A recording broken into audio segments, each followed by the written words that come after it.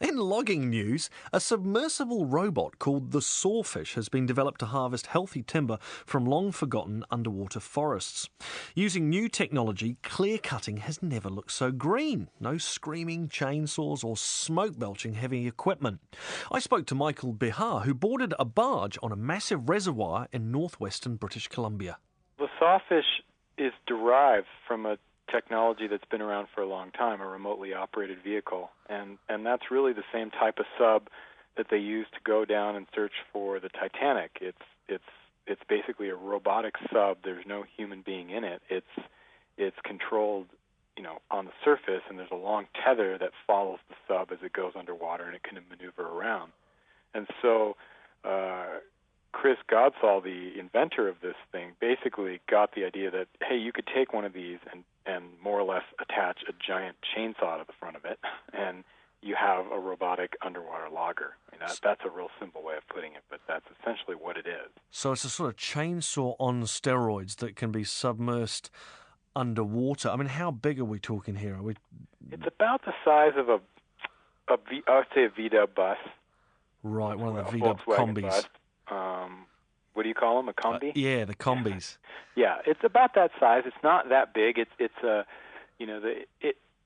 started, looking at stock sort of remotely operated vehicles, but they've designed their own, and it's sort of a chainsaw on steroids. I think the blade is about 3 feet long, and it sort of swings out on a hinge from inside the sub when it sees a tree.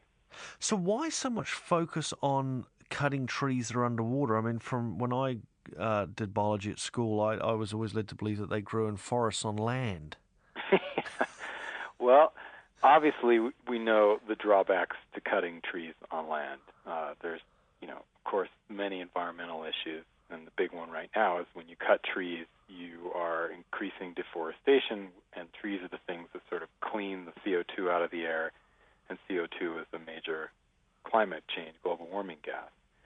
So obviously, it's much better to cut trees underwater because you're not removing something that's already cleaning the air. It's not doing anything underwater. It's just sort of sitting there almost in a petrified state.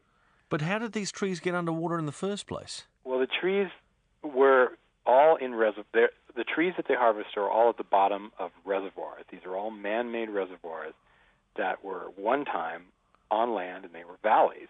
And there was a little river going through the valley, and they built a dam and flooded the valleys for generate electricity, hydroelectric dams, and they didn't bother to harvest the trees. They just left them sitting, at the bottom, because at the time, building the dam and getting the electricity was a lot more valuable than worrying about the trees. This was back in the 50s. No one was really bothering about spotted owls or environmental concerns. You could cut all the trees you wanted on land, and it was a lot cheaper. Why worry about harvesting the ones that were going to be put underwater?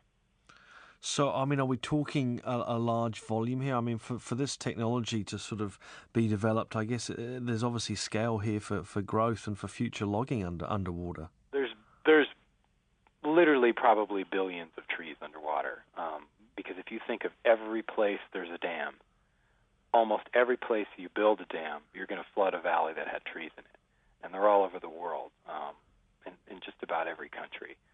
So there are a lot of trees, and getting access to them with this sub is pretty easy once you get the sub to the reservoir. Right now, they're working basically in a couple of reservoirs in British Columbia and Canada, and just these alone have tens of thousands of trees, keep them busy for years. And the wood's usable even though it's been submerged for decades? Yeah, because they're very deep. Most of the time the trees are at least 100 feet deep, but they can go all the way down to 900 to 1,000 feet with a sub. There's no oxygen, so the wood doesn't rot. And the water is very cold. Typically, these are reservoirs in colder climates, so they're almost frozen. I mean, it's pretty amazing. When you see the tree through the camera on the sub, the only thing that's odd is all the bark has fallen off. Apparently, when trees get flooded, the bark comes off the tree, and the tree is essentially dead, but its cells are all totally intact. It's kind of like putting it in formaldehyde in a way. So Give me an idea of scale. I mean, how quick is this thing? It sounds as if you're down there with a little remote control thing. I mean, it would be a bit hit and miss. It's not. They have several cameras on all around the sub. There's one right on the front of the chainsaw. It's actually really fast. It's almost. I was almost shocked at how fast they can start bringing the trees up. I was watching them harvest trees that were maybe 3 or 4 feet in diameter and maybe 125 feet tall. The chainsaw would go through the tree in about a second and a half. And as soon as it cuts through it, wood floats, and so it starts going up. And they can do this, when I was watching from a barge on the surface, you could count 3 seconds and another tree would come to the surface every 3 seconds. And then they've got a barge there with lifting apparatus that's in stacking it and taking it through to a mill somewhere. Exactly, and also I should mention that the trees are somewhat buoyant, but not totally buoyant. They are technically, and pardon the pun, is waterlogged. so they when the blade cuts through the tree, immediately prior to it cutting through it, it attaches an airbag, which spins the butt of the tree, the bottom, up toward the surface and sort of carries it up like a missile. Michael Bahar, who's based in Boulder, Colorado.